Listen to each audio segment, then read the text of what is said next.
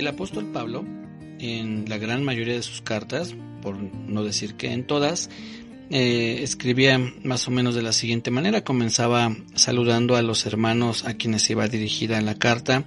Después hablaba un poco de la doctrina esencial de nuestra fe, es decir, en qué creemos, por qué creemos, qué fue lo que hizo el Señor Jesucristo por nosotros, desde dónde vienen estos planes de salvación, en fin, ese tipo de temas eran los que el apóstol trataba, que conocemos como doctrina, y después una serie de consejos prácticos como el de orar sin cesar, amémonos unos a otros, el de que quitemos de nosotros gritería, enojo, maledicencia, es decir, nos daba una serie de consejos prácticos para nuestra vida, y terminaba pues despidiéndose, saludando a los hermanos que se reunían en esa iglesia a la que la carta iba dirigida.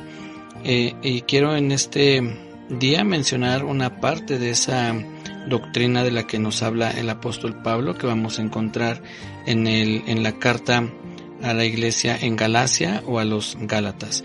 Mi nombre es David Ramírez y quiero compartir nuevamente una reflexión con ustedes. Quiero hablar en específico en este día acerca del fruto del Espíritu y por otra parte lo que se conoce como las obras de la carne. Lo de las obras de la carne quiero solamente tocarlo como referencia porque mi intención es enfocarme obviamente al fruto del Espíritu, y para eso les voy a invitar, si es que tienen a la mano su Biblia, que vayan por favor al libro o a la carta, mejor dicho, a los Gálatas.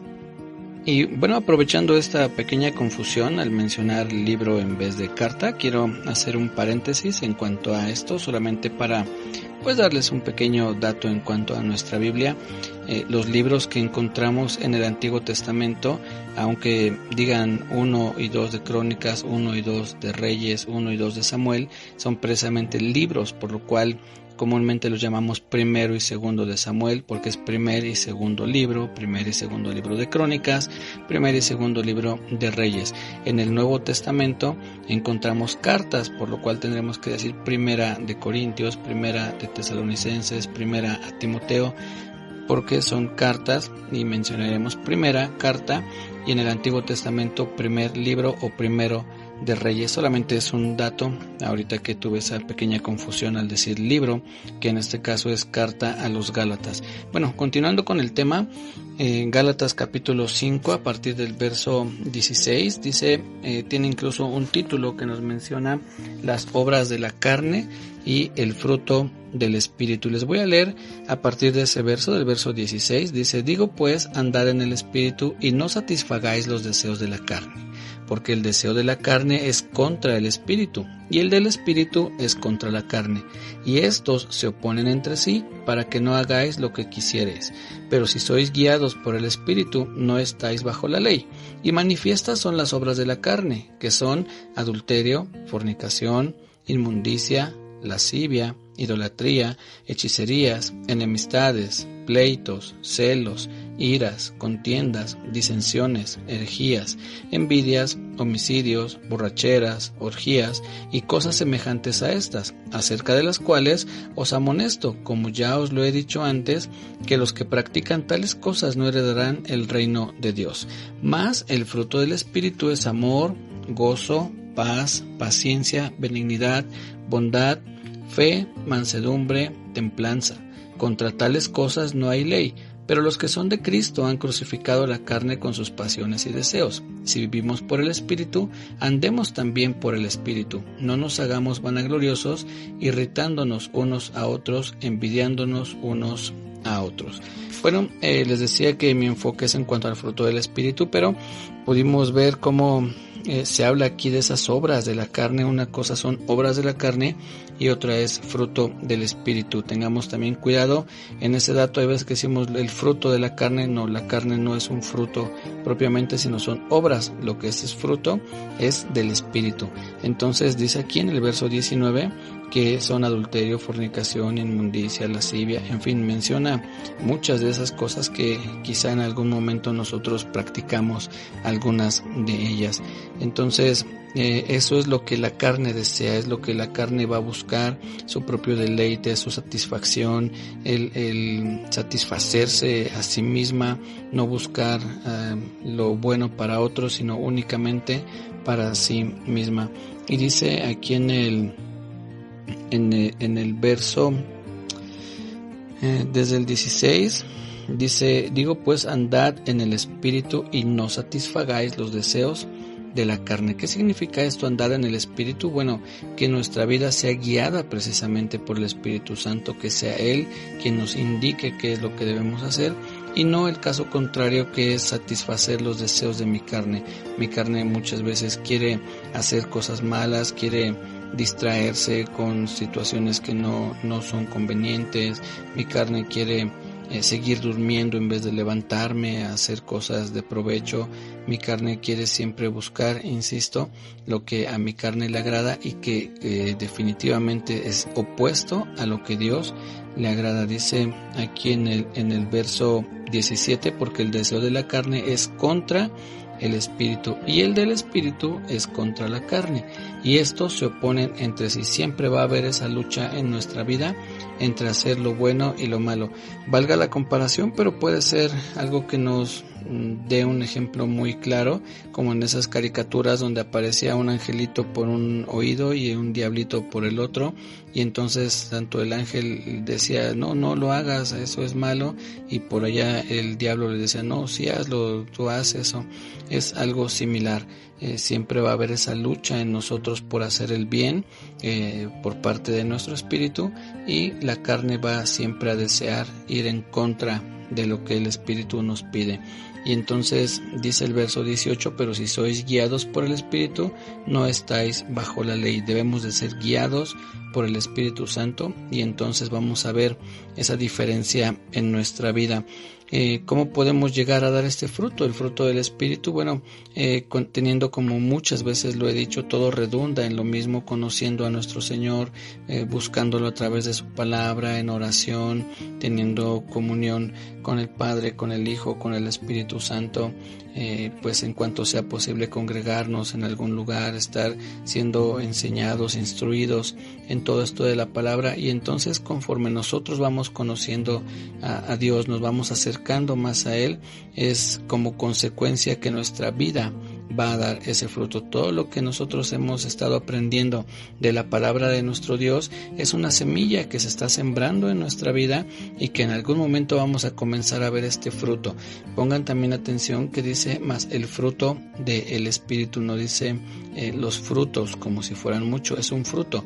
¿Cómo podemos comparar esto? Bueno, imaginemos una naranja o una mandarina, y cuando nosotros quitamos la cáscara que cubre, en este caso una naranja, queda por dentro gajos. Tiene varios gajos, pero es un mismo fruto.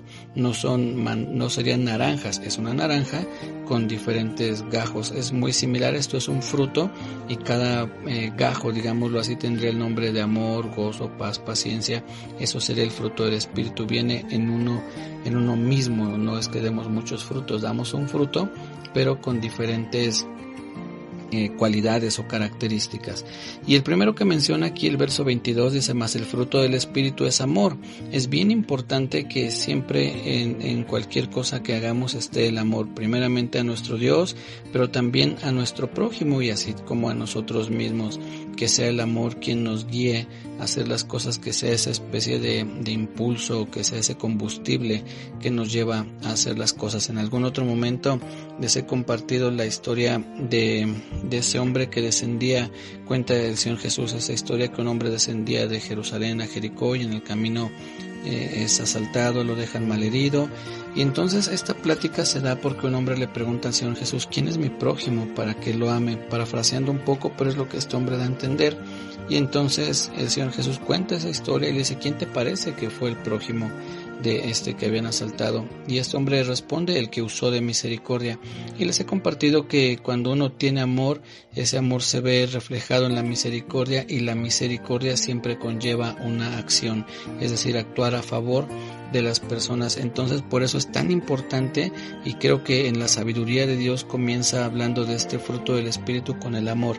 El amor es eso que nos va a impulsar a movernos a misericordia, a bondad, a ayudar a las personas. Eso es realmente lo que va a ser el impulso que nosotros tengamos para poder hacer las cosas que a Dios le agradan. El apóstol Pablo, en la primera carta a los Corintios, cuando habla acerca del amor, dice: si yo diese todos mis bienes para ser repartido a los pobres, si yo hiciese o diese mi cuerpo para ser quemado, si Dios hablase lenguas, en fin, él da una serie de acciones que él podría hacer. Dice: pero si no tengo amor, nada soy. Dice: solamente soy como un metal que hace ruido, pero que no sirve para más de eso. Algo que es bien importante es tener ese amor de Dios en nuestro corazón, y que cada uno de nosotros, los que hemos creído en Dios, ya tenemos ese amor en nuestro corazón. Dice la Biblia que el amor de Dios fue derramado en nuestros corazones por el Espíritu Santo que nos fue dado. Si tú crees en Dios, te fue dado el Espíritu Santo,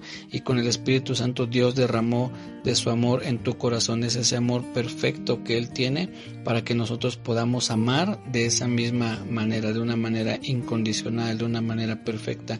Pero claro, hay que ir desarrollando ese amor, hay que ponerlo en práctica. No es que de un día para otro ya amamos a todos y no hacemos nada sin que el amor sea nuestro principal motor. No, es un proceso en el que vamos, como cuando una pareja de jóvenes comienza ese enamoramiento. No es que se ven, aunque se diga que hay amor a primera vista, puede ser gusto a primera vista. Realmente el amor es algo que se tiene que ir trabajando. Es muy similar con esto, tenemos que ir trabajando en esta parte del fruto del Espíritu que es el amor. Y bueno, ¿cómo? Pues practicando esas obras. Cada vez que nosotros comencemos a hacer una obra, tal vez al principio no la hagamos con el amor que Dios espera, pero conforme vamos avanzando, ese amor va a ir creciendo y vamos a ir haciendo las cosas con más amor, y eso va a ser lo que va a impulsar nuestra vida, incluso para continuar ante las adversidades. El amor es algo que impulsa aún en los momentos más difíciles. Entonces, mis amigos y hermanos, les comparto en este día esta parte del fruto del Espíritu, el amor, para que tengamos presente que todo lo que hagamos, sea para Dios o para los hombres, tiene que ser con amor. Hacia Dios me refiero el servicio a Dios, el buscar a Dios, el leer su palabra, que sea el amor lo que nos impulse. Y cuando me refiero a los hombres, bueno, son aquellas cosas que hacemos para ayudar a otros o que hacemos en nuestro trabajo, que seamos personas que si tenemos que tener trato con las personas, seamos amables, seamos respetuosos, seamos diligentes, y eso es lo que el amor nos va a impulsar. Pensar, incluso dice la Biblia, que todo lo que hagamos lo hagamos como para el Señor. Es decir, imaginemos que a quien estamos atendiendo, que a quien estamos recibiendo, que a quien le vamos a trabajar es al Señor Jesús, y yo creo que eso nos va a motivar a hacer las cosas de una mejor manera, pero sobre todo, insisto, con amor. Así que, mis hermanos, trabajemos juntos en esta parte del fruto del Espíritu que es el amor, porque todos necesitamos ir avanzando en ese amor. No es que alguien, al menos que yo conozca, no creo que haya llegado al máximo, al límite de este amor. Todos estamos en ese proceso de ir creciendo en este amor. Así es que juntos crezcamos, conozcamos más a nuestro Señor, y que el amor sea lo que impulse a hacer de ahora en adelante la obra que Dios tiene delante de nosotros, y andar en sus caminos por amor, y vamos a ver cómo las cosas van a ir cambiando. Así que les dejo con esta breve reflexión. Nos saludamos nuevamente en un próximo audio. Continuaremos hablando con el gozo, así que les invito a que pues sigan escuchando estos audios, y si es posible y así les parece bien, pues compártanlos también. Reciban un muy fuerte abrazo en nombre de Jesús. Amén.